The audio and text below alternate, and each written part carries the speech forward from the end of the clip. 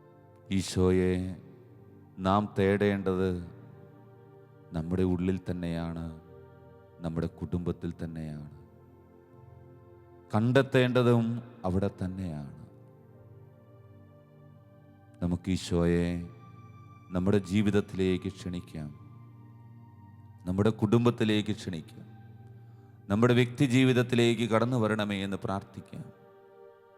ഈശോയുടെ ദിവ്യമായ സാന്നിധ്യം നമ്മുടെ കുടുംബത്തിൽ നിറയാൻ നമുക്ക് ആഗ്രഹിക്കാം. രക്ഷകൻ പിറക്കേണ്ടത് എന്നിലും എൻ്റെ കുടുംബത്തിലുമാണ്. ആ സത്യം നമുക്ക് തിരിച്ചറിയാം. ഈശോയെ, ആട്ടിടയന്മാർ അങ്ങയെ കണ്ടത് തിരുക്കുടുംബത്തിലാണല്ലോ. ഈശോയെ, ആരാധനയിൽ ഞാൻ പങ്കുചേരുമ്പോൾ ഞാനും പ്രാർത്ഥിക്കുന്നു, ഈശോയെ എൻ്റെ കുടുംബത്തിൽ നീ വന്ന് വസിക്കണമേ. ഈശോയെ, എൻ്റെ ഹൃദയത്തിൽ നീ വന്ന് വസിക്കണമേ. ഞങ്ങളുടെ എല്ലാ കുടുംബങ്ങളിലും നിന്റെ ദിവ്യമായ സാന്നിധ്യം നിറയാൻ ഇടവരുത്തണമേ. അങ്ങയുടെ മഹത്വം എൻ്റെ കുടുംബത്തിൽ ഇന്ന് പ്രകാശിക്കാൻ, ഈ ക്രിസ്മസ് കാലഘട്ടത്തിൽ പ്രകാശിക്കാൻ ഇടവരുത്തണമേ കർത്താവേ എന്ന് പ്രാർത്ഥിച്ചുകൊണ്ട് ഒരിക്കൽ കൂടി നമുക്ക് കരങ്ങൾ യാതനാരൂപത്തിൽ തുറന്നു പിടിച്ച് ഈശോയുടെ ചൈതന്യം നമ്മുടെ കുടുംബത്തിൽ നിറയാൻ ആഗ്രഹിച്ചുകൊണ്ട് സ്തുതിക്കാം.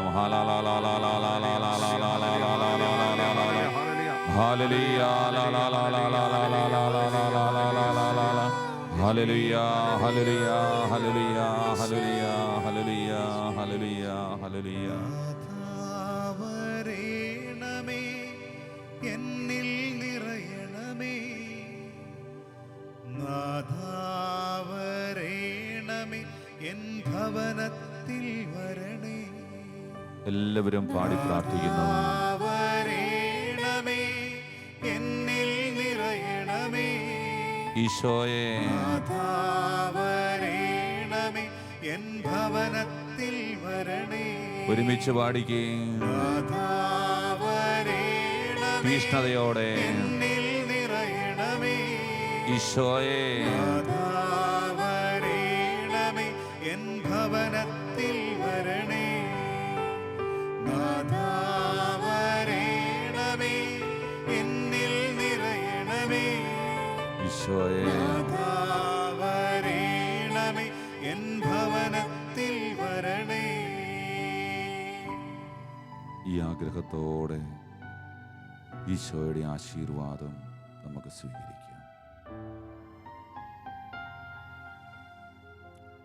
പരിശുദ്ധ ശരീരത്താലും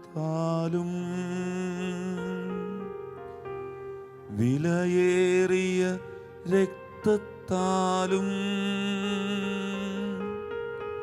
പാപത്തിൻ കറകളിൽ നിന്നും മർത്യനു നീ മോചനമേകി. സകലേശ ദിവ്യകടാക്ഷം തൂഗണമേ വത്സലസുതരേ. നിർമ്മലരായി ജീവിച്ചിടുവാൻ ചിന്തണമേ ദിവ്യവരങ്ങൾ.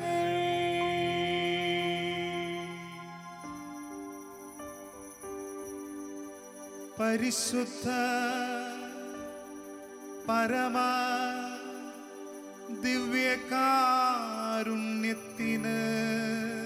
എന്നേരവും ആരാധനയും സ്തുതിയും പുകഴ്ചയും ഉണ്ടായിരിക്കട്ടെ.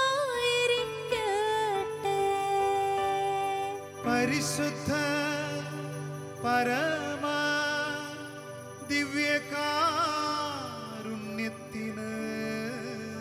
എന്നേരവും ആരാധനയും സ്തുതിയും പുകഴ്ചയും ഉണ്ടായിരിക്കട്ടെ.